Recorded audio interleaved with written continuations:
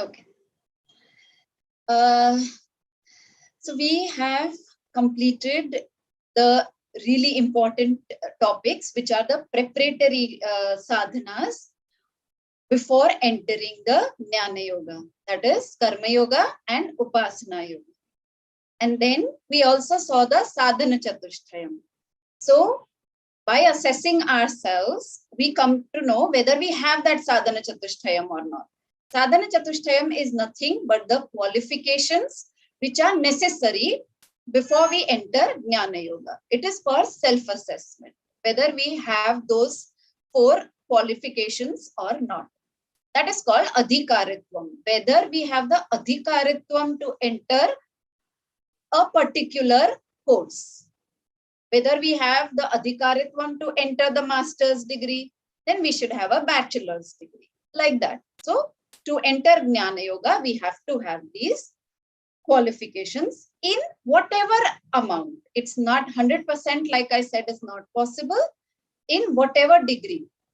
And then while practicing Gnana Yoga, we can keep on working on these qualifications also to strengthen them, to make them more intense. Okay. Now we'll be entering into the topic of Gnana Yoga. So we have already learned that the scriptures, first, they present an ideal infrastructure. An ideal infrastructure in the form of the Varna and Ashrama Vyavastha. We have already seen the Varna and Ashrama Vyavastha in detail. That is the ideal infrastructure for the fulfillment of human goals, for the fulfillment of the Purusharthas. And after presenting the infrastructure, the scriptures also present a course of discipline for accomplishing these goals. And this course of discipline, like we have seen, it is classified into 3. Karma Yoga, Upasana Yoga, and Gnana Yoga. And of these 3, we've already seen what is Karma Yoga and what is Upasana Yoga. So now let us start with the most important topic, that is Gnana Yoga. So Gnana Yoga means a course of discipline that a qualified student undergoes to gain Gnanam, to gain knowledge. So Gnana Prapyartham Yoga, iti Gnana Yoga. And when we say Gnana Yoga, or a course of discipline meant for attaining Gnanam, for attaining knowledge, then naturally the question comes, right, that knowledge of what? When we are saying that it is a course of discipline for gaining knowledge, then the question comes, kis cheez ka Gnyan? So here we point out that in the context of Gnana Yoga, the word Gnyanam refers to the knowledge of one's own self, or Atma Gnyanam. So we already have some knowledge about ourselves, right? Like we know our birth date, we know the name of our parents, our height, weight, specific marks of identification. So we kind of have some knowledge about ourselves, but about our superficial personality. But what we discuss in Gnana Yoga is the knowledge of the essential or real nature of I, okay, capital I, or the higher nature of I. We may call it real I, or essential I, basic I, higher I, whatever words you are comfortable with, you can use. In the scriptures, this real I is called Atma. Therefore, Gnana Yoga means Atma Gnana Yoga, a course of discipline meant for gaining self-knowledge. A course of discipline through which we come to know our true self, not the superficial personality. What is our true self? So the subject of the study is self-knowledge. ये हमको पता चल गया. Now, what is the purpose of gaining this self-knowledge? And the scriptures point out that self-knowledge gives us freedom from samsara. In other words, Atma-Gnyanam gives us moksha.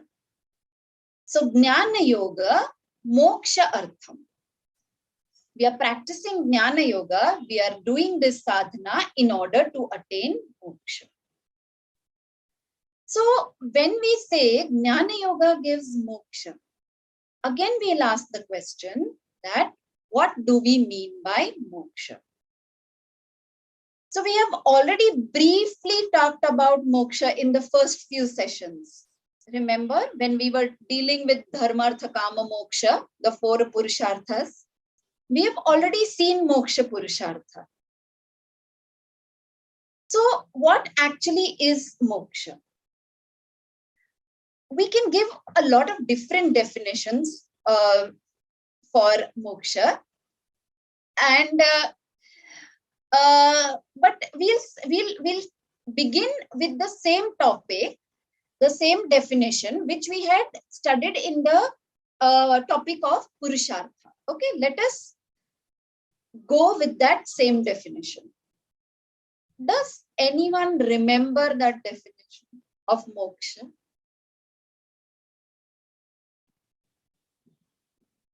Does anyone want to attempt? Okay. So moksha is freedom from bondage or dependence.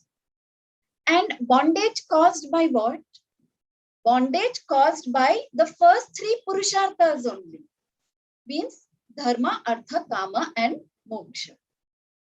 So Dharma, Artha, Kamas themselves cause bondage, or for that matter, anything or any being in the creation, it can cause bondage. So we said, if you remember the initial classes, we said that bondage is of 2 types. Okay.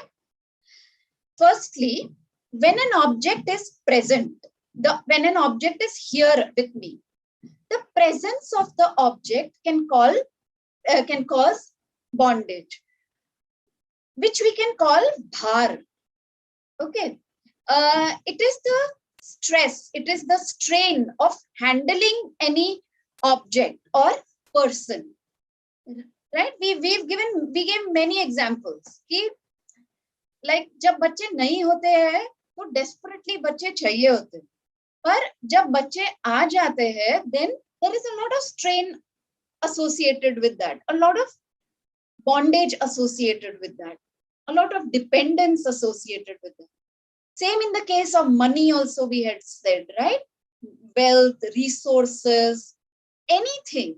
Like say you want a particular position in your office, in your workplace, and you're desperately seeking that position, you get it. After getting that also, the presence of that particular thing also, it comes with a package of bhar, no? It comes with a package of bondage. It comes with a package of stress and strain associated with it. You know? So, firstly, the bondage is created by the presence of something, some being, some object in your lives. And secondly, the absence of the objects, that can create another type of problem, which we can call emptiness, or that void that it creates, the loneliness. And that causes craving or obsession for that object. So because of that craving, because of that obsession, we are never at peace. We are dependent on that object for our happiness, for our peace. So when we don't have them, we crave to have them. And when we have them, we are annoyed probably by them, and we crave freedom. So either ways, the presence or absence tends to bind us. And by moksha, we mean that I am free from this problem caused by the world, which means that the presence of objects it will not cause strain, or it will not cause bhara on me, burden on me. And the absence of objects will not create emptiness in me or craving in me. If I can have dharma, artha, kama, I am happy. But even if dharma, artha, kama are not there, I'm still happy only. Either way, I am fine. So with objects, I'm fine. Without objects, I'm fine. With people, I'm fine. Without people also, I'm fine. So if people behave with me very nicely, very respectfully, I'm fine. If they behave badly with me, still I'm fine only. So if I am healthy, I'm fine. If I have some deadly disease also, still I'm fine. If I'm young and strong, obviously I'm fine. And if I am old and really weak, still I'm fine. Still there is no depression, no frustration, no anger, no resentment. This is called freedom. And this freedom comes only as a result of self-knowledge, Atma-Gnyanam. So Swamiji says that this inner freedom, it gives us serenity or samatvam. Samatvam means a balanced mind, an equanimous mind. It gives us serenity in the form of threefold virtues, which are very, very useful for our lives. So these virtues are very beautifully presented in this very well-known prayer, which we have seen before also, but I would like to repeat it and request all of you to memorize it also. I think this prayer comes from this Alcoholics Anonymous. I think it's the prayers actually, this prayer actually, they chant this prayer. But it's a very beautiful prayer. So the prayer says, "Oh God, grant me the serenity to accept what I cannot change in my life." Okay. Oh God, grant me the serenity, the samatvam, the balance of mind to accept the things in my life which I cannot change. Then, oh God, grant me the courage to change what can be changed in my life. And finally, oh God, grant me the wisdom to know what can be changed and what cannot be changed. Means what I have to work towards changing and what I have to just accept. Ki haan, ye mera karma phal hai. I accept it. And the difference between the two. That wisdom is also so important. So in this prayer, we ask God for three virtues. Firstly, grant me serenity, then grant me courage, and then grant me wisdom to discriminate between the two situations, which are changeable situations and which are changeless situations. So these are the three virtues: acceptance, courage, and discrimination. These three we gain through the freedom from dependence. And again, by acceptance, we do not mean a negative acceptance. Okay, we do not mean कि मेरा नसीब ही ऐसा है, or we do not have a sense of victimization. No acceptance with complaints. That is not acceptance only. But by acceptance, we mean a balanced, cheerful acceptance, which does not lead to any bitterness. An acceptance which does not produce hatred, which does not produce a sense of victimization or a sense of injustice, कि मेरे साथ कितना injustice हो रहा है, मैं बिचारी. Not that sense. So it will not produce any negative reaction. It is a healthy acceptance. Remember titiksha, no? Remember Ishvara Pranidhanam, which we had done when we were looking at the yama and the niyamas. So we have discussed this aspect many times, acceptance. So by now it should be firmly ingrained in us. You know? Cheerful endurance, cheerful acceptance. And life will become very beautiful if we can healthily accept all the choiceless situations. Because life is full of choiceless situations. So it will become so much more happier if we are healthily able to accept those situations. And it will become even more beautiful when we can courageously change what can be transformed into better situations. Right? So accepting the choiceless situations happily, cheerfully, and very, very wisely working towards changing the situations which can be transformed into better situations. And most importantly, being able to discern कि कौन सा situation कौन सा है. ऐसा नहीं कि फिर choiceless situation के पीछे भागते रहो, काम करते रहो, and neglect the situations where actually you can work and make it better, right? So these three virtues together, acceptance, courage, and discrimination. These three virtues together is called samatvam. That is the benefit. That is one of the benefit that I get through self-knowledge. Okay. So now we know that Gnyaana Yoga is the discipline of gaining knowledge about our real self, our true self, the real I. We know that one. Then we know the purpose of Gnyaana Yoga. The purpose of Gnyaana Yoga is gaining moksha, the inner freedom from bondage of dependence on anything in this universe. And this inner freedom in turn gives us samatvam, a balanced or equanimous mind with these three virtues: acceptance, courage, and discrimination.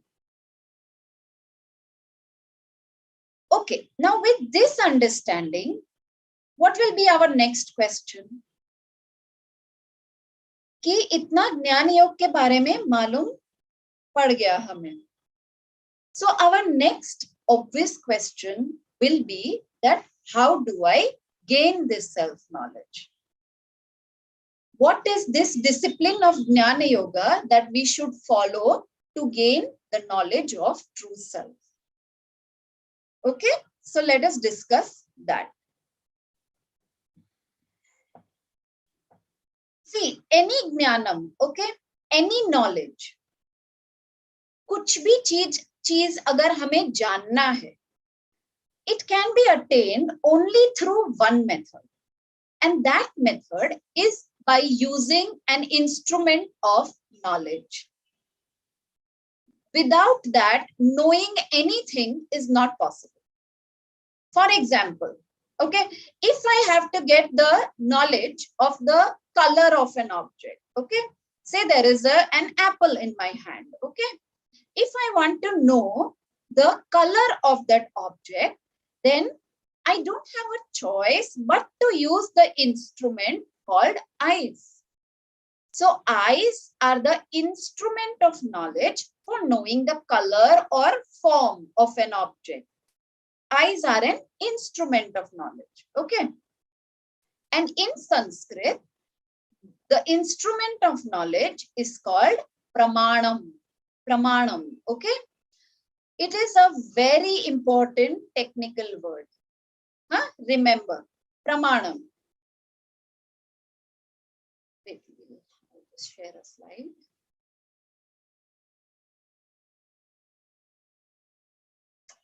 You can see this? You can see the slide? Okay. So, Pramanam is what? It is an instrument of knowledge, like eyes. Eyes are an instrument. We are using it to know something. We are using it to know the color or the form of an object. So, eyes are an instrument. That is called Pramanam. Okay. Now, a person who uses the Pramanam, the instrument of knowledge, that person is called Pramata. Okay, Pramata. See, these are all technical words, and it is important for you to know these technical words because any text that you study further, they are going to use these words. Okay. So it is very important to know the exact meaning. Just like Pramanam, we use the word Praman very often in Hindi, Gujarati, but we use it in a slightly different context, right? Praman in the sense of proof or something. But in the Vedic context, the word Pramanam means the instrument of knowledge. And the word Pramata means the person who uses this instrument, the person who uses the Pramanam. Say, I am using my eyes to know the color of a flower. So I am the Pramata. Okay, so I am the Pramata. Now, the knowledge that is generated, the Gnyanam that is received, that Gnyanam is known as Prama. Prama. Say, for example, the flower is red in color. So my knowledge, we are talking about the Gnyanam, okay? The knowledge about the redness of the flower. That knowledge is called Prama. Are you able to relate or is it confusing? Clear? Pramanam, Pramata, Prama. 3 terms are clear? Okay. And the object that is known to us, that object, that Jnanam is called Prameyam. So the color red, I got the knowledge of the redness of the flower, the Prama I got. So what is the Prameyam? The red color, the object of knowledge is the Prameyam. Understood? These 4 terms, Pramanam, Pramata, Prama, and Prameyam. So the Pramata, the Pramata uses Pramanam. The example was eyes. I use the eyes. So Pramata uses the Pramanam and acquires Prama, acquires the knowledge regarding the Prameyam, regarding the object. Clear? So these are the technical terms which we have to remember. Pramanam, Pramata, Prama, and Prameyam. Okay. With this understanding, let's go further. Now, without using an instrument of knowledge, we can definitely not get knowledge. Okay. If I want to know the color of the flower, but I don't want to use the instrument of knowledge, that is my eyes. Is it possible to know the color of the object or the form of the object? If I have to get the knowledge of the color of an object, I have no other option but to use the instrument called eyes. If I want to know what is the sound, I have no other option but to use the instrument of ears. Without using eyes, Varna Jnanam cannot take place. Without using ears, Shabda Jnanam cannot take place. And so on for everything like taste and smell and touch. Without using the Pramanam, we cannot gain the knowledge. And our scriptures have made a very elaborate study on the topic of Pramanam. Okay. So the scriptures point out that we have 5 instruments of knowledge. Okay, human beings have 5 instruments of knowledge which are available to them using their own human faculties. These 5 are called Purushaya Pramanam. Purushaya Pramanam because they are based on the human faculties only. So they are called Purushaya Pramanam. So the knowledge is available at the disposal of human beings. Okay. So there are these 5 Pramanams. Let us look at them.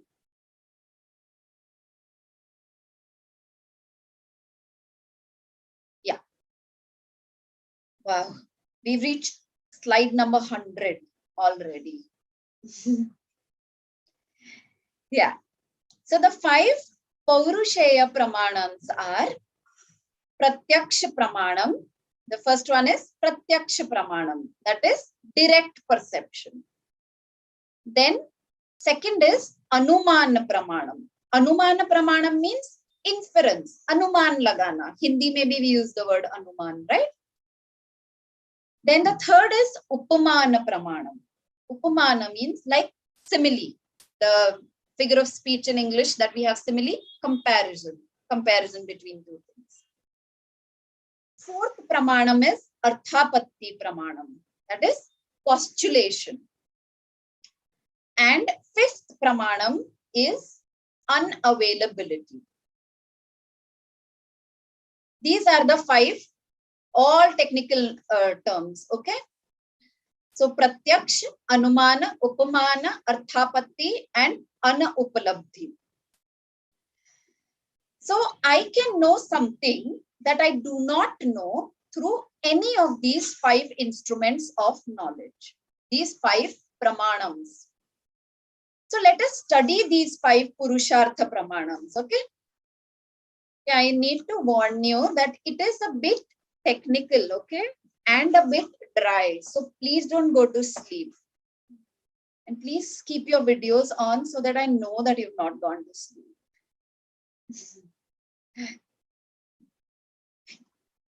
Yeah. Okay, let us start with Pratyaksha Pramanam, okay?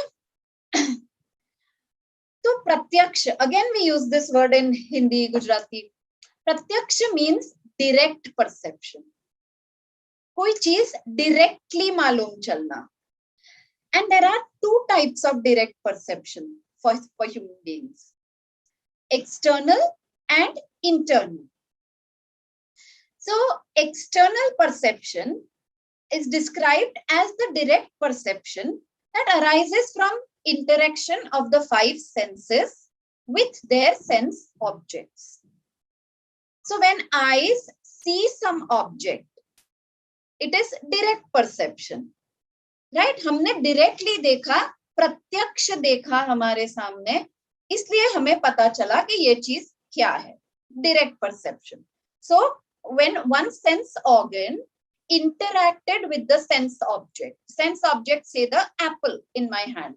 When my eyes interacted with the apple, I got a direct perception of that thing. Correct? So when I see some object, it is direct perception. When skin feels something, when skin feels some temperature or texture, it is direct perception. Then when nose smells or ears hear something or tongue tastes something, it is all direct perception, right? हमें directly प्रत्यक्ष मालूम चल रहा है कि क्या है, right? We are directly perceiving it. So seeing, hearing, tasting, feeling, and smelling. This is direct external perception. क्योंकि sense objects are all outside, right? So it is external perception.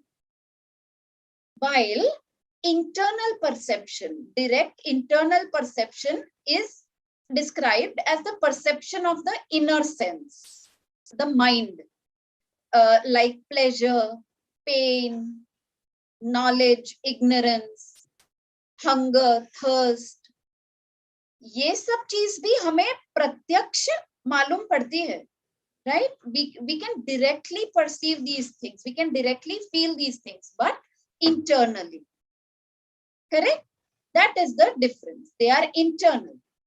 So that is external and internal direct perception. That is called Pratyaksha Pramanam.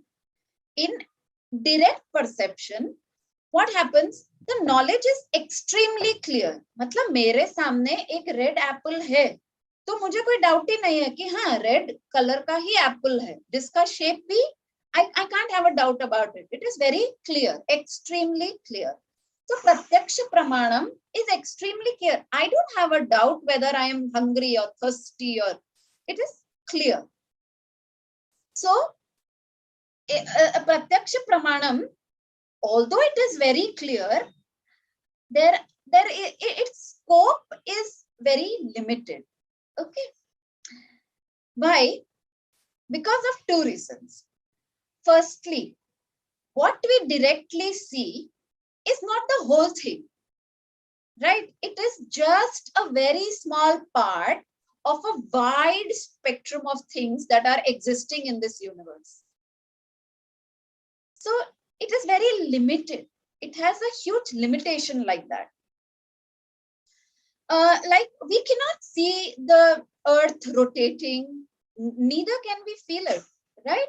So we can't perceive, we can't feel it revolving, we can't see it revolving.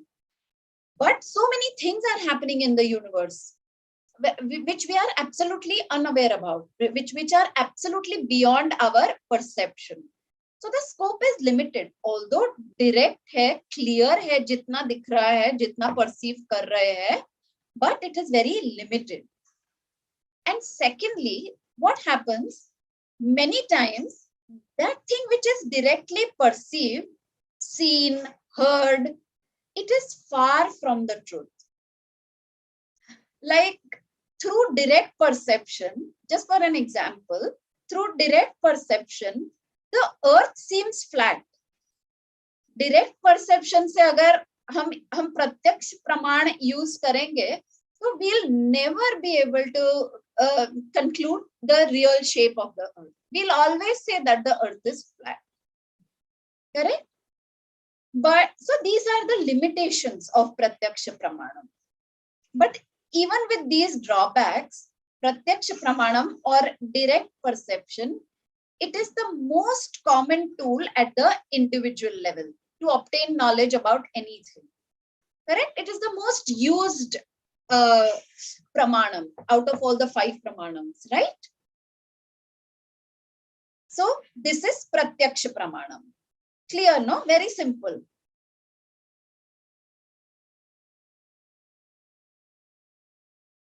Clear, no? Not very simple.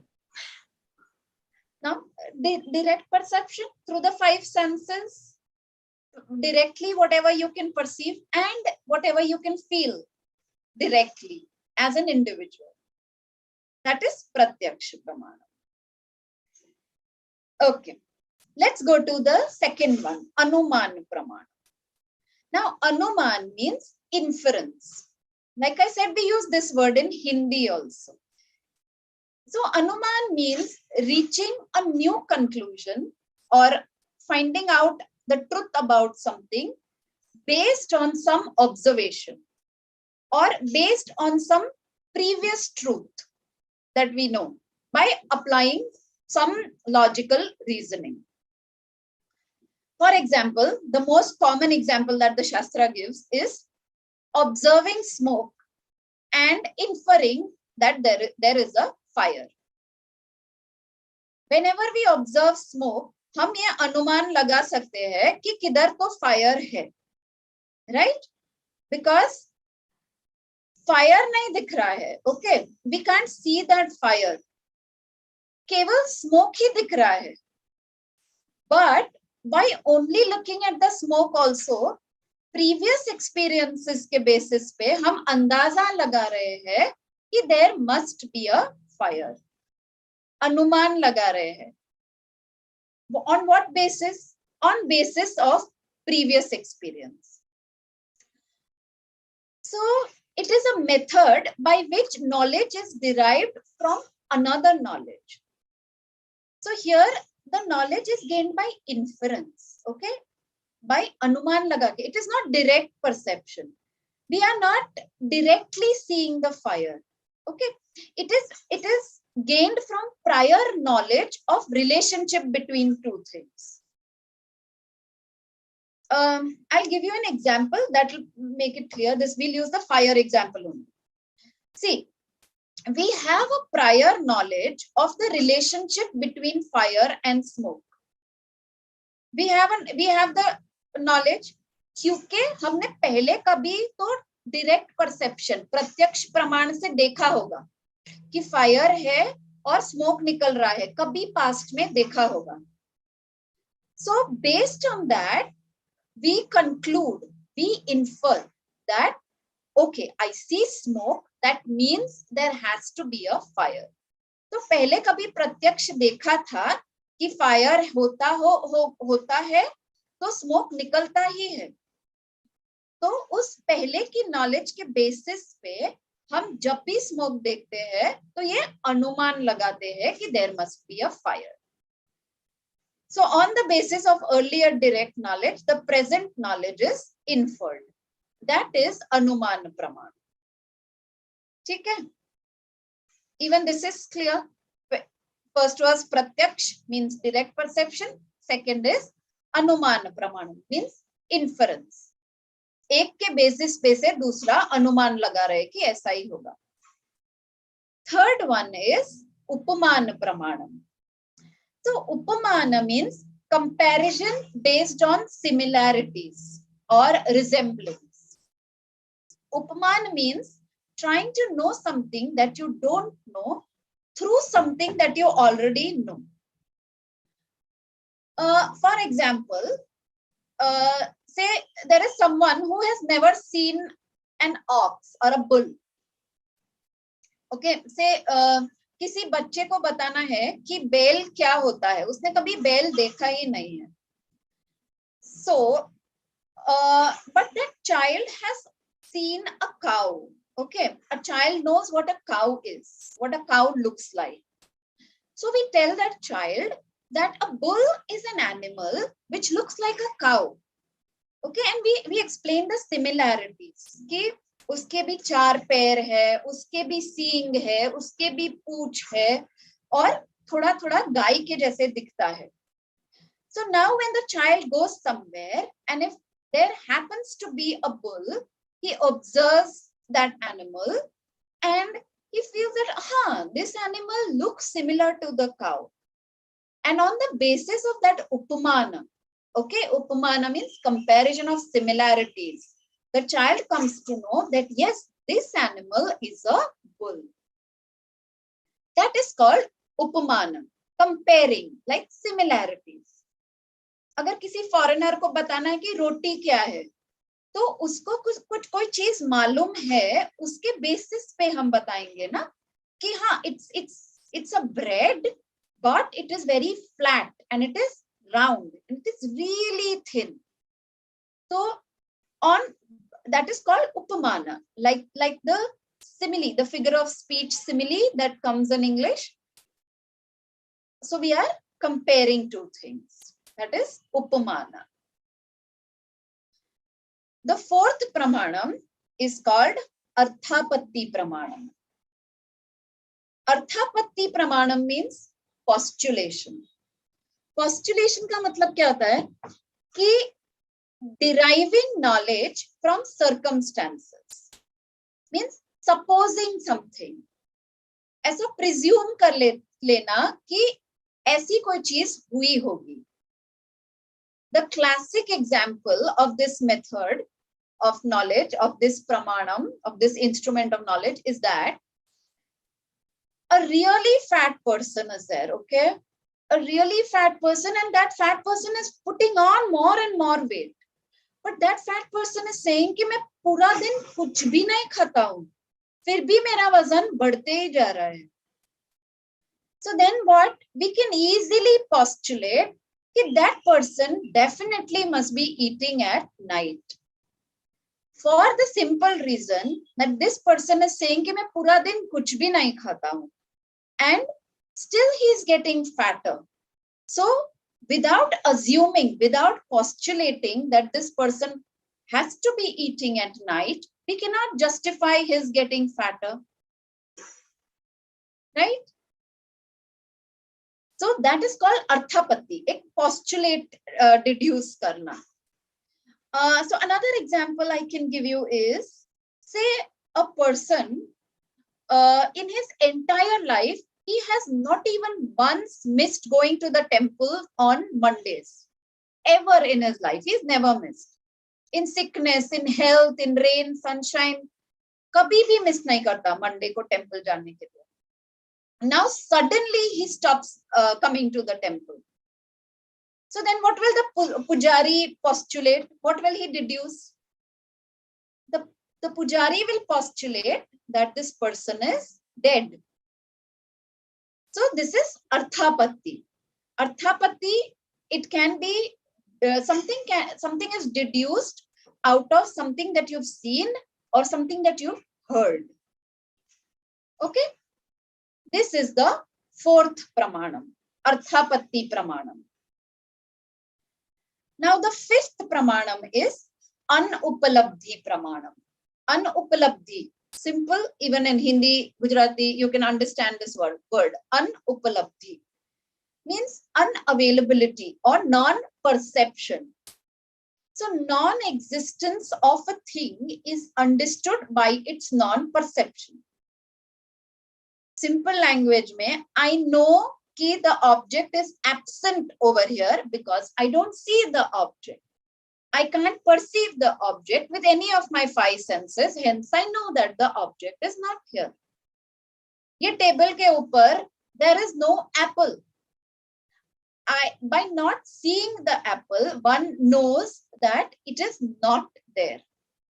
You might find this kind of trivial, that ऐसा प्रमाण की क्या आवश्यकता है, but it becomes important when you study the Shastras. Hence, it is important to know. It's anupalabdhi pramanam. So we use this method very often, right, in our daily lives also, which is evident from statements like maybe there is no teacher in the classroom, there's nobody in the hall, there's no sound over here, there's no fragrance in the flower. Right? When we talk about the absence of something, so it is a way of understanding the absence. Anupalabdhi is when non-perception of an object gives you the knowledge, gives you the information about its non-existence. So it is almost like the opposite of Pratyakshaprama. प्रत्यक्ष में क्या करते थे? We were directly knowing the presence of something through our five senses. Here we are knowing the absence of something through our five senses. Clear? That something is not there because I'm not able to perceive it through my five senses. That is called anupalabdhi pramanam. Okay? These are the five pramanams. It will be difficult for you to remember right now. I'll just quickly review. First is Pratyakshapramanam, direct external perception or direct internal perception. Right? Second was Anuman. Matlab, examples याद रखेंगे ना तो we'll remember it clearly. Anuman. Smoke को देख के अनुमान लगा रहे हैं कि fire है. We are getting the knowledge that fire is there by looking at smoke, by seeing the smoke. So that is Anuman Pramanam. Then Upamana Pramanam. Upaman was comparison. By if the person doesn't know what a bull looks like, you compare it with some animal which is very similar to it, to the bull. And that way you come to know when you see that animal, when you see the bull, you come to know that yes, it is similar to that description. So it has to be a bull. That is Upaman Praman. Then what was the fourth one? Arthapatti Pramanam. Arthapatti means postulation. कुछ deduce करना. कुछ सुना इस उसके basis पे कुछ deduce करना. Like the example that मैं पूरे दिन कुछ नहीं खाता हूँ फिर भी मेरा वजन बढ़ रहा है. That means that person must be eating at night. पूरे दिन नहीं खा रहा है पर रात को खा रहा होगा. So deduction based on some information that you have. And finally, Anupalabdhi. Anupalabdhi means absence of something. The knowledge or information about the absence of something. That is called Anupalabdhi Pramanam. So these are the five Pramanams. So you need to have this information. Hence I told you. पर अगर बहुत complicated लगता है, बहुत technical लगता है, तो then there are way more important things that we have studied already, which require much more of your attention than these five pramanams. Okay, so you need not break your head too much on these. But if you study further, you need to know this. Okay, since this is an introduction course, it is important for me to mention these. Now, for our convenience, we can actually reduce these 5 pramanams into only 2 pramanams. Only Pratyaksh and Anuman. Think about it. Because really speaking, all the other pramanams, the Upamana Pramana, Arthapatti Pramana, Anupalabdhi Pramana, they are in some way or the other a part of these two only. They are a part of Pratyaksha and Anumana only. See, if we go to see Upamana, that is comparison, and Arthapatti, that is postulating. That is also some kind of inference only, no? They are some kind of Anuman hi laga rahe hain, na? Wo dono mein bhi. So they also can come in the category of Anumana only. They are just making it more, compartmentalizing. And Anupalabdhi Pramanam. Anupalabdhi Pramanam is also some kind of Pratyaksh Pramanam only. You are Pratyaksh, you are directly seeing that the thing is not present over here. That is a kind of Pratyaksh Pramanam only. So the 5 Pramanams we are reducing only into 2. Pratyaksh and Anuman. Pratyaksha means direct perception. Anumana means inference. And so these are the 2 methods, the 2 instruments of knowledge through which we acquire all the knowledge that we have. Think about it. आज तक हमारे पास जो भी knowledge है, they have come either through Pratyaksha Pramanam or through Anumana Pramanam. Think about it. There is no other way through which any other knowledge would have come to you. So, and you know what? All the sciences, all the knowledge of all the sciences also, it functions based on these 2 pramanam only. Science is based on observation. It's basically perception and anumana. Right? A hypothesis is created, and then direct perceptions are made, direct observations are made, and then conclusions are derived. So science is also based on these 2 pramanams only, perception and inference. तो अभी सब प्रमाणम समझ में आ गए? Now we need to find out that which pramanam should I use for gaining a particular knowledge that I am seeking. So Shastra points out that the instrument that we make use of, that will depend upon the object that we need to know. It does not depend on our likes and our fancy. Say if I have to know the color of an object, I have no choice. I have to use my eyes only. I cannot say, no, we are all free people. Why should I obey somebody else? I don't want to use my eyes for knowing the color. I want to use my ears for knowing the color. मैं तो राजा का बेटा हूँ. I will do whatever I want. So I am going to keep my eyes shut, and I will know the color of the object through my ears. If I say that, is it possible? Is it possible? Whoever you are, किसी भी राजा के बेटे हो, तो भी you will have to use only the correct pramanam for knowing the color of that object, and that pramanam is eyes. So it is not possible to get color gnyanam with any other instrument of knowledge or with any other pramanam. So now we know that gnyanam is acquired only and only if appropriate pramanam is used. We cannot be arrogant or adamant about using some other random pramanam. Otherwise, there is no chance that we can get the knowledge that we want. अगर किसी चीज का colour जानना है और हम correct instrument नहीं use करेंगे, तो हमें कभी भी वो चीज का कलर पता ही नहीं चलेगा. Right? Okay. Now, what is the knowledge that we are seeking? We are seeking self-knowledge, Atma-Gnyanam. So we have to find out that which instrument or which Pramanam should be used for that. So which of our 5 Pramanams can we use to get the knowledge of my true self? Can we use Pratyakshaprama, that is direct perception? Can we use Anumana, that is inference? Can we use Upamana, simile? It has to be a combination of all the 5, right? Do you think so? To know about ourselves?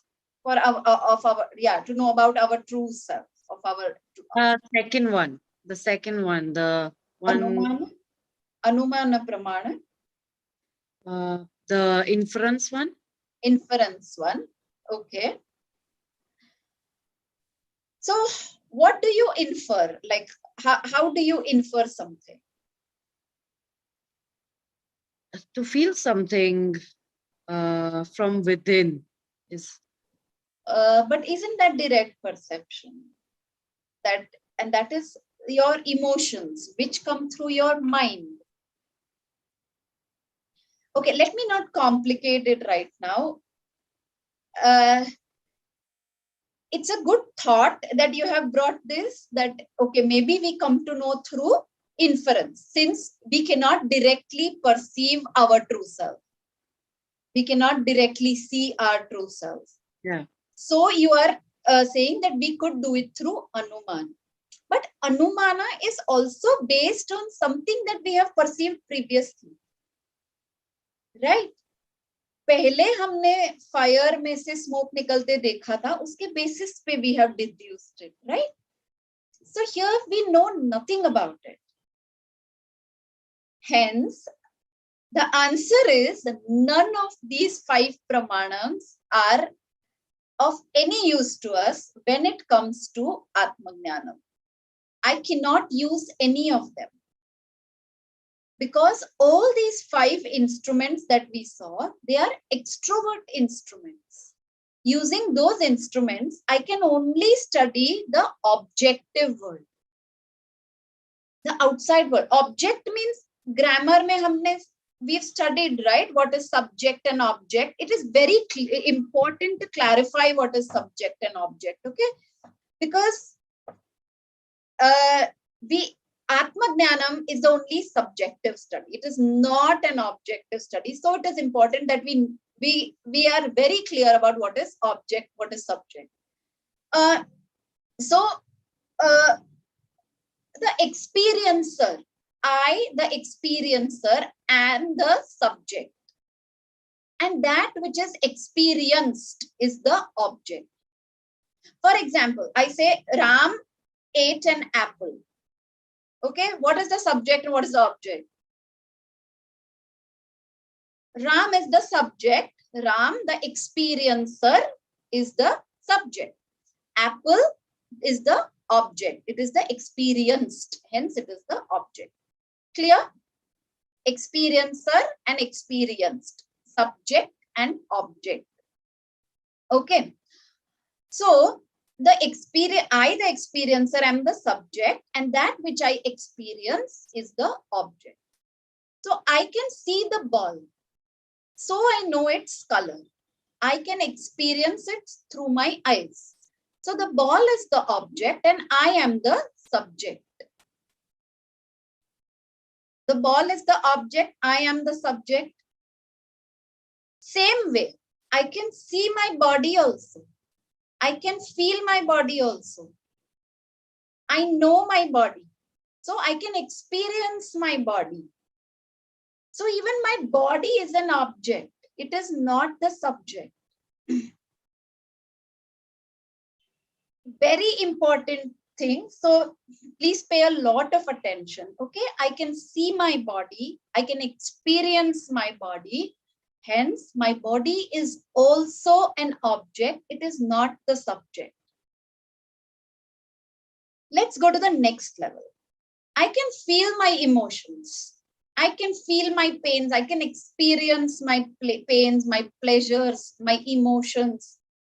So, My mind also I can experience. So even my mind is an object. I can experience it. It is not the subject. I can hear the sound, so I know that the train is approaching. I can feel, I can experience the temperature. I can experience if someone pinches me. So my senses are also something that I experience. Hence, I experience my senses also. So, very, very important understanding that you're going to take home today is that even my body, mind, sense, all these three are also something that I experience. They are objects. They are just like the ball or the train or anything else that I'm experiencing. The only difference is that they are much closer to me. Hence, they are much more intimate. And that is why I always make the mistake that this body, mind, and sense is I myself. I always feel that this body, mind, sense is the subject. Because they are so intimate, we misunderstand it as the subject. Although the body, mind, sense is also the object only. So you understand what is subject and what is object? The experiencer is always the subject and the experienced is always the object. So whatever you are experiencing, and you know that, okay, I'm experiencing pain, I am experiencing joy, anything I'm experiencing, fear, anger, whatever, anything, you are the observer. You are experiencing it. You are witnessing it. This is a very important understanding of subject and object. Okay. And I know it, like today's class has been a little heavy and it's already time. So although the topic is not yet over, we'll conclude it here today. That's a question. 1 second.